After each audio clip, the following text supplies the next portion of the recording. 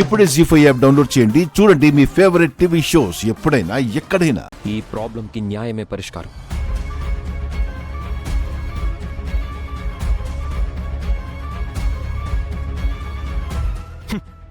మిత్రా, ఆవేశంలో నిర్ణయం తీసుకుంటున్నావా? లేదంకుల్, బాగా ఆలోచించే చెప్తున్నాను. నేను మనీషాకి న్యాయం చేస్తాను.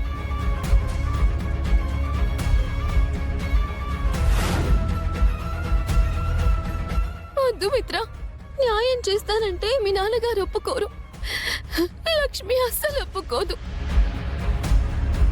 అనవసరంగా ఫ్యామిలీలో డిస్టర్బెన్సెస్ వస్తాయి. అవన్నీ నేను చూసుకుంటాను, నాకు వదిలే. మా నాన్నకి, లక్ష్మికి, అందరికీ చెప్పే మనీషాకి న్యాయం చేస్తాను. తను నా ప్రియురాలు, మా ఇంట్లోనే ఉంటుంది.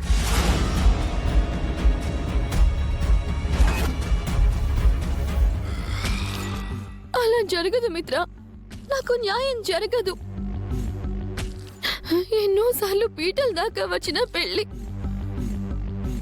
మెడ దాకా వచ్చిన తాళి ఆగిపోయాయి. ఈసారి అలా జరగదు మనీషా. లక్ష్మి బాధపడుతుంది మిత్ర. పిల్లలు డిస్టర్బ్ అవుతారు. ఫ్యామిలీ కూడా నిన్ను చిన్న చూపు చూస్తుంది.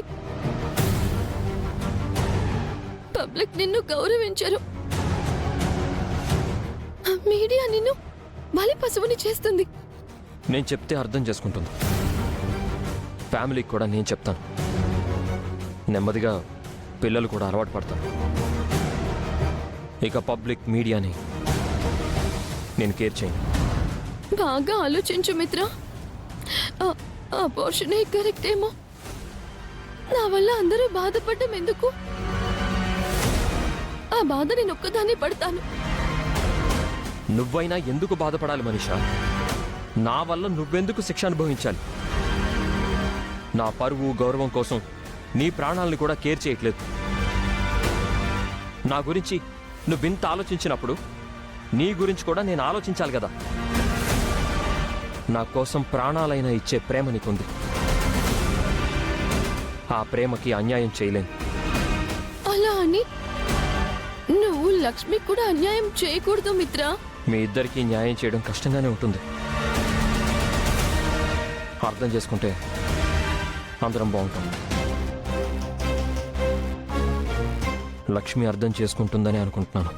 ఒకవేళ లక్ష్మి అర్థం చేసుకోకపోతే?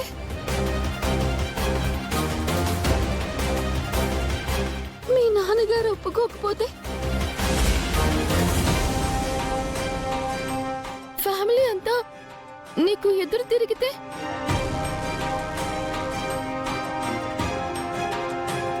అప్పుడేం చేస్తావు మిత్ర? అవును మిత్ర, ఈ మాట నువ్వు చెప్పినంత ఈజీ కాదు. మధ్యలో ఎన్నో అడ్డంకులు వస్తాయి. ఏ దడ్డొచ్చినా నేను కేర్ చేయను అంకుల్. నేను నిర్ణయం తీసుకున్నాను. ఇంకొకసారి ఆలోచించు మిత్ర, తొందరపడకు. ఇప్పటికే ఆలస్యమైంది మనీషా. మన మధ్య తప్పు జరిగిన రోజే నేను నీ మెడలో తాళి కట్టుండాల్సిందే. అది జరగలేదు. మన పెళ్ళి అలా జరగకూడదు కూడా. ఇప్పుడు అందరి సమక్షంలో నేను ఇప్పుడు ఒక నిర్ణయం తీసుకుంటా.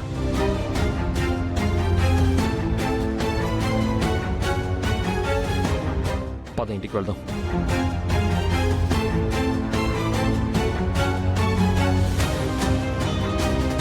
మిత్ర, ఇప్పుడు పట్టుకున్న ఆ చెయ్యి ఎప్పటికీ వదలవు కదా? మనీషాని నీ భార్యగా చేసుకుంటావు కదా? న్యాయం చేయడానికే తీసుకెళ్తున్నాను.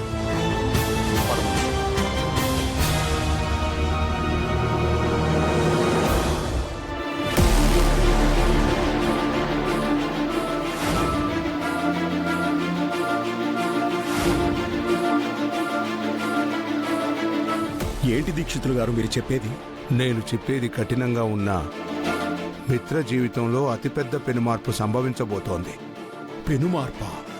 అంటే మళ్ళీ ఏదైనా గండం రాబోతోందా? గండం ప్రాణం తీస్తుంది, కానీ ఈసారి వచ్చేది ప్రాణాంతక గండం కాదు. ప్రాణంతో ముడివేసుకునే బంధం. ప్రాణంతో ముడివేసుకునే బంధమా? అంటే పెళ్ళా? అవును, పెళ్ళే. మిత్ర జీవితంలో మరో పెళ్లి రాసిపెట్టింది. లక్ష్మి ఉండగా మిత్ర మరొకరిని మళ్ళీ పెళ్లి చేసుకోవడమా? అదెలా సాధ్యం దీక్షితులు గారు? తప్పించలేం. లేదు దీక్షితులు గారు, లక్ష్మి ఇందుకు ఒప్పుకోదు. పిల్లలు అన్యాయం అయిపోతారు, కుటుంబం చెదిరిపోతుంది. అందుకే ఇది మరో విపత్తు అన్నాను. లక్ష్మి అదృష్టం బాగుంది. మరొకరితో మిత్ర పెళ్లి 3-4 సార్లు వాయిదా పడింది. కానీ ఈసారి తప్పకుండా 3 ముళ్ళు పడతాయి. లక్ష్మి జీవితం చిక్కుముడి కాబోతోంది. ఇది చెప్పడానికే వచ్చాను. ఈ విషయంగా లక్ష్మిని కొంచెం ముందే హెచ్చరించాను.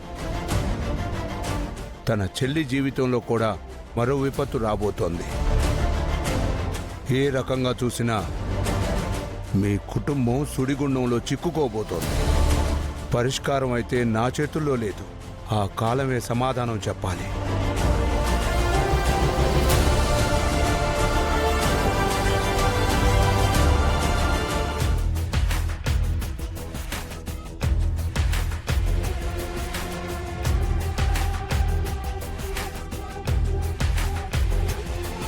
పెద్దమ్మా, ఆ, భోజనం వడ్డిస్తాను రండి. ఉండమ్మా. బయటికెళ్ళిన నీ మొగుడు ఇంకా రాలేదు, నా తమ్ముడు రాలేదు, ఆ మనీషా రాలేదు. మనీషా వాళ్ళ అంకుల్ ఇంటికి వెళ్ళింది కదా పెద్దమ్మా. ఆయన ఏదో పని మీద వెళ్లారు. మావయ్య గారు అయితే ఈ పాటికి ఇంటికి రావాలి. ఈరోజు ఎందుకు ఆలస్యం అయిందో. మీరు రండి, నేను వడ్డిస్తాను. అది కాదమ్మా. మీరు రండి. రండి పెద్దమ్మా, రండి. నువ్వు కూడా తినొచ్చు కదమ్మా. లేదు పెద్దమ్మా, మావయ్య గారు ఆయన వచ్చాక వాళ్ళకి పెట్టి ఆ తర్వాత తింటాను. నువ్వు నిజంగా సత్యకాలపు నాటి దానివమ్మా. కన్నవాళ్లకే అన్నం పెట్టని ఈ రోజుల్లో మీ మామయ్యని నన్ను పట్టించుకుంటున్నావు. ఈ కాలంలో నీలాంటి అమ్మాయి కోటికొక్కరు కూడా ఉండరు తల్లి.